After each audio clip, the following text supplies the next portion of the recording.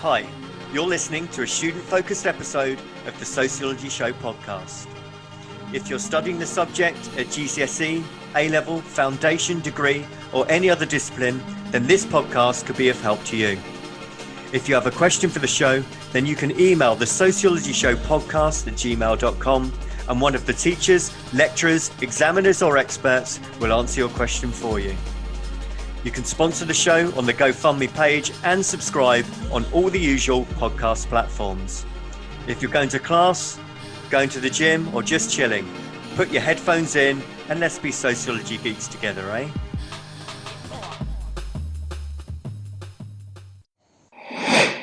Hello everyone, my name is Maggie and this is my friend Linda and Annie.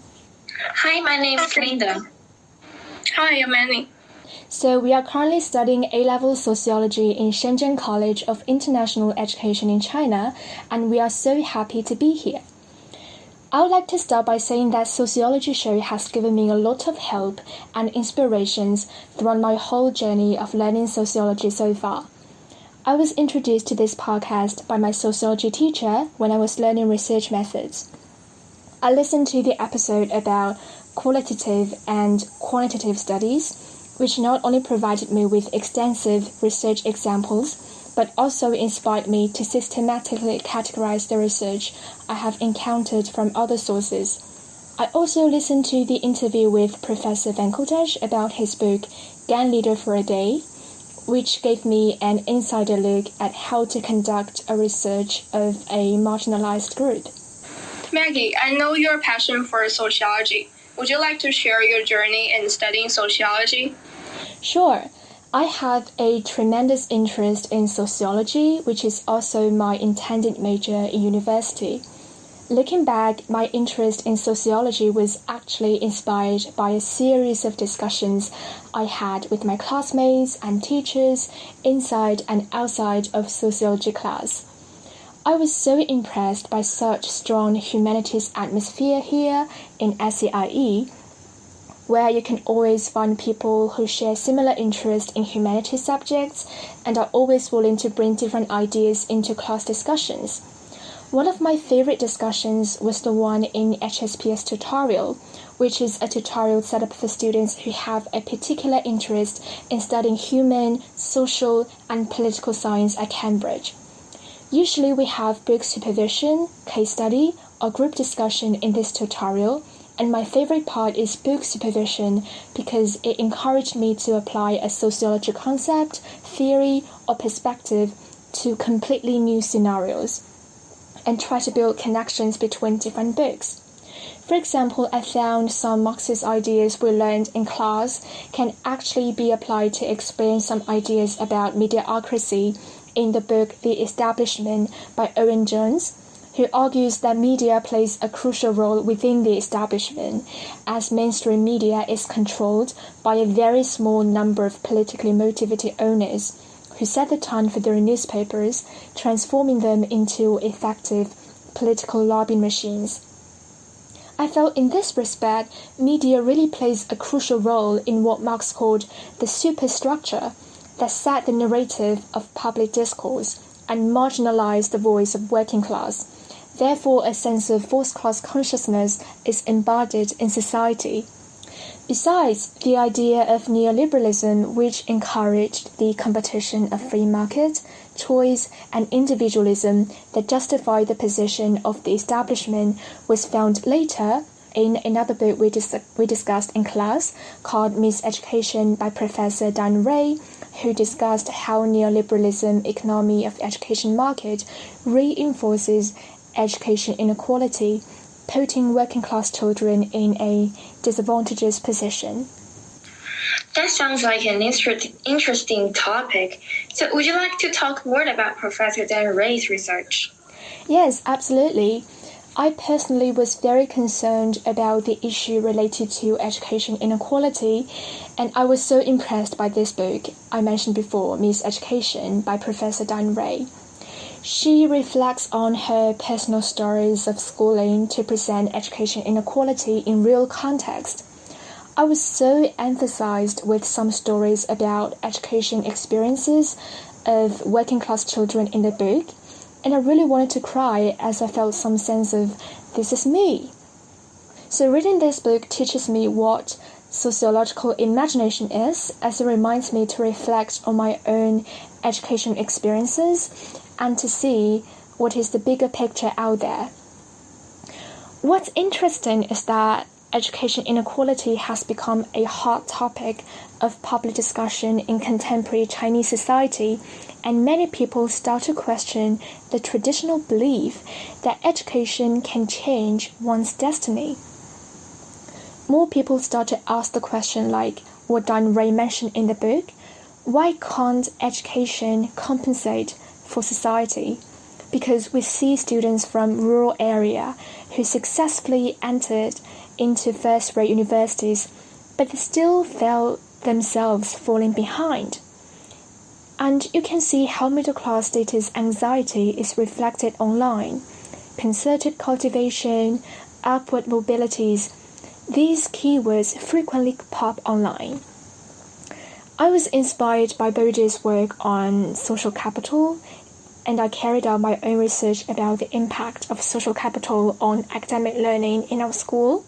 Yet it turns out the concept of social capital is still relevant, and I think is an extreme important factor to cause education inequality in our society. By the way, I also bring the book Miseducation into discussion alongside my findings in this research to my sociology club, which I set up this semester. Most of students in my club are from G-level, and they're really inspired by this kind of class discussions that motivate them to learn more theories and to explain the patterns of social phenomena in their own words. I really enjoyed the book discussion, Miseducation, both during HSPS session and your club sessions as well. I remember we learned so many interesting topics in Mr. Driscoll's HSPS class, like education inequality, political systems, sociology theories, etc.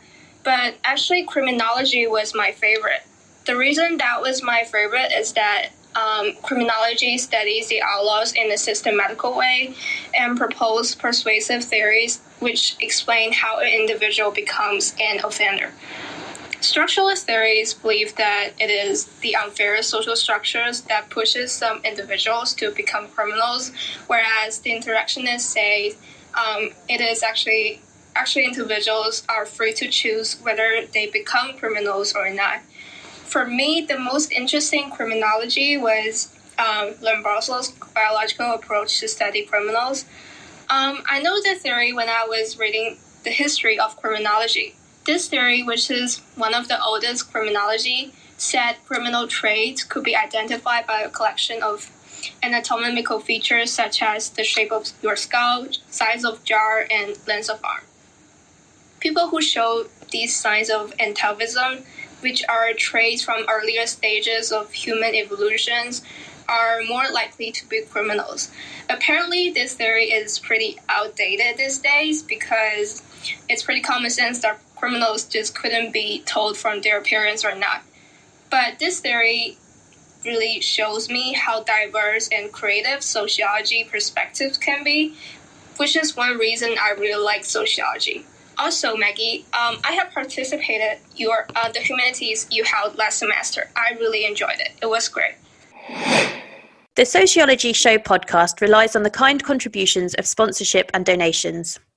If you enjoy the show, then you can help with the hosting costs by donating as little as £5 on the GoFundMe page.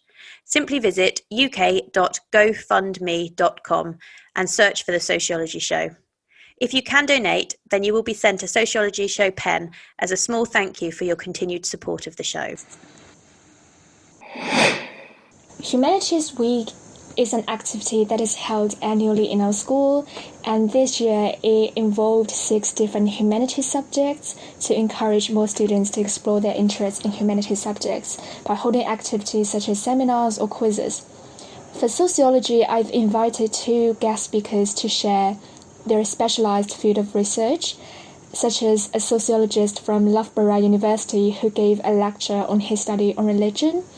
And another interesting research is a 1-month fieldwork of delivery workers, which is related to the topic of gig economy. a frequent topic of discussion in China. I know that Linda and Annie have also conducted your own original research on this topic and shared your work on Humanities Week. So, Linda, I'm interested in what inspired you to research on gig economy. Well, so it was the first time for me to write a sociological essay. I took a lot of time for me to think about the topic I was going to write. My inspiration of writing gig economy is once I checked my spending on takeaways and cab hailing, and the number just surprised me. It made me realize that there are numerous people like me who depend on online apps to organize their lives. Thanks to Mr. Ding, my sociology teacher, who suggested that I could write an essay about gig economy and try to connect this topic with current situation in China. Cool. Where did you get your inspirations from? Well, I was inspired by the book written by Diana McKay named The Gig Economy, in which she mentioned 3 considerations about gig economy: job creator, labor controller, and instability producer. Then I conducted a semi-structured interview in a 2-week period. My subjects contained both Meituan riders and Didi drivers who are working full-time. I asked them with some questions related to the 3 considerations. After analyzing their responses, I realized that there are social inequalities hidden in the norm. So what are the findings specifically, Linda?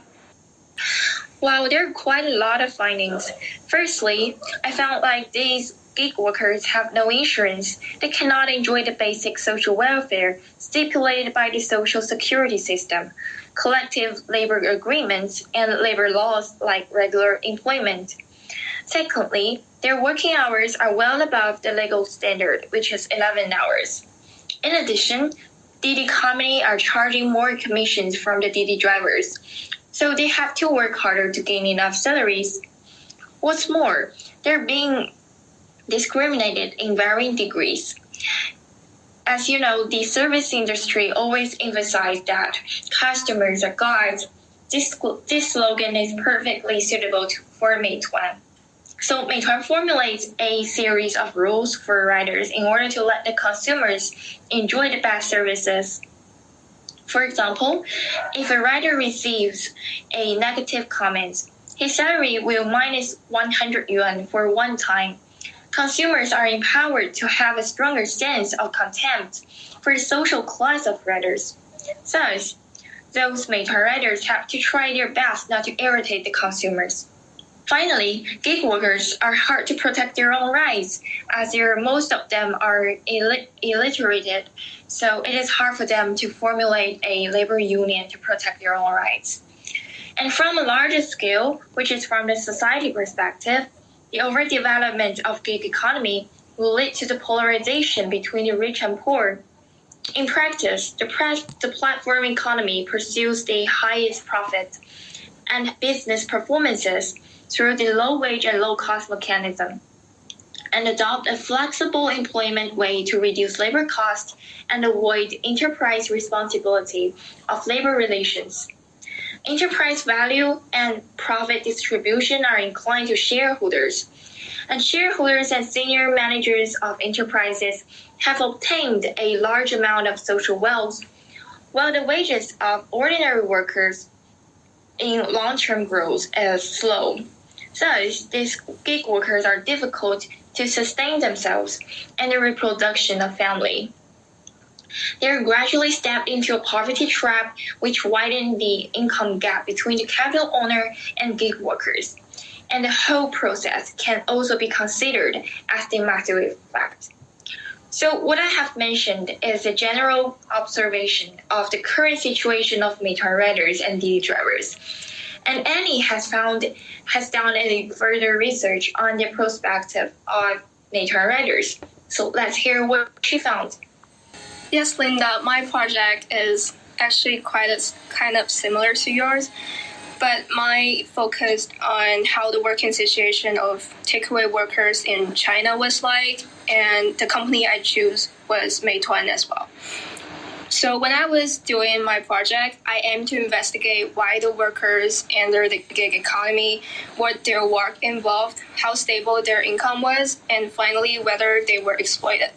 Both quantitative and qualitative data in my research show takeaway workers are exploited, and all of my participants were actually aware of that exploitation.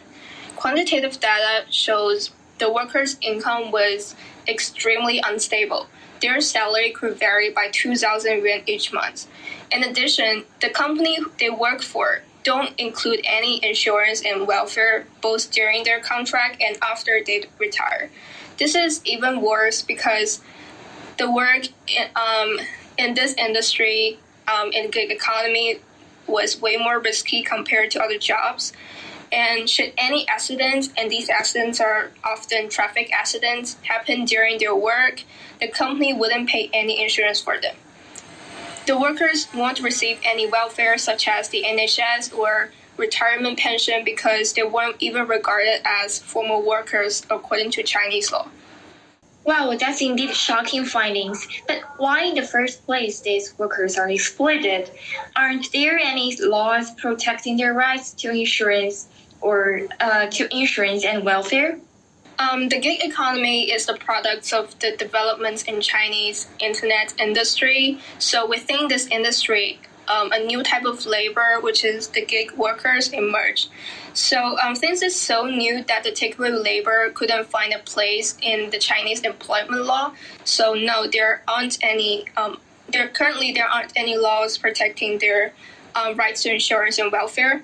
However, the employers see this omission in law and use it to their own advantage.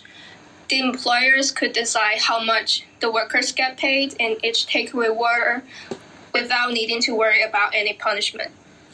The takeaway worker situation is disturbing indeed. I wonder if any solutions are proposed by the government, any? Yes, there are politicians trying to solve this issue. One of them proposed that a specific legislation should be set up for workers in gig economy because compared with traditional labor relationship according to employment law in China, the employment relationship in gig economy is so novel. In my opinion, although a legislation would be effective, but it would take a long time for it to be made and take effect. So I'm afraid that this frustrating situation of gig economy workers in China will continue for around a year or two. Overall, I really enjoyed my research process. It really gave me a taste of how it is like to conduct a sociology research. How about you, Linda? Did you enjoy your research? Yeah, of course, I really enjoy it. Do you want to further on your research on gig economy? Yes, I'll continue to do research on this topic. In addition, I'm also interested in some other social issues as I continue to learn sociology at school. At first, I found studying sociology is a little bit challenging. However, there are numerous social issues or phenomena for me to discover. Therefore, I believe that my interest just offsets these challenges. I found sociology quite a challenging subject at first, but fortunately, with the help of some seniors, I gradually overcome these difficulties. There's one website I found particularly useful, which is the A-Level Sociology Wiki fandom website. This is a website set up by Billy, a senior in our school, and currently he studies in sociology with data science in UCL. His website is just marvelous. Another website I really like is learningsociology.com. Yes, I and Annie are going to update some learning materials on the website he mentioned before, A-Level Sociology Wiki fandom website.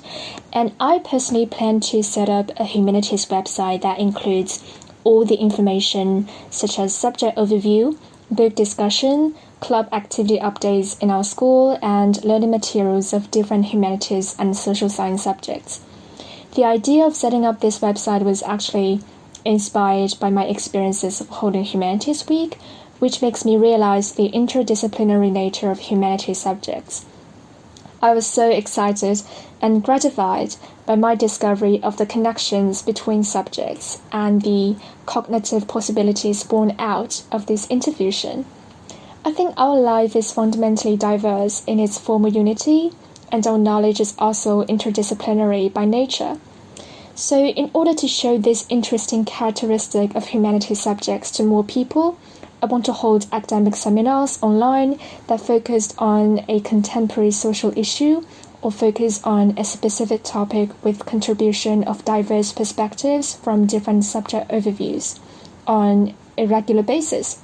So, an upcoming event will be an academic salon on topic related to social inequality in post-pandemic area. Well, speaking of the online website mentioned before, Annie and I are very willing to post our thoughts on it. For me, I think it offers students with opportunities to share their ideas about the social events. I absolutely agree with you, Linda. I think it is pretty meaningful for us to formulate a sociology community. Yes, totally agree. I'm very glad to share my sociology learning experiences with you guys, and I hope this episode may be helpful for you.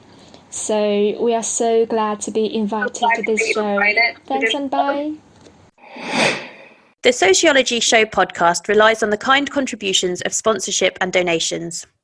If you enjoy the show, then you can help with the hosting costs by donating as little as £5 on the GoFundMe page.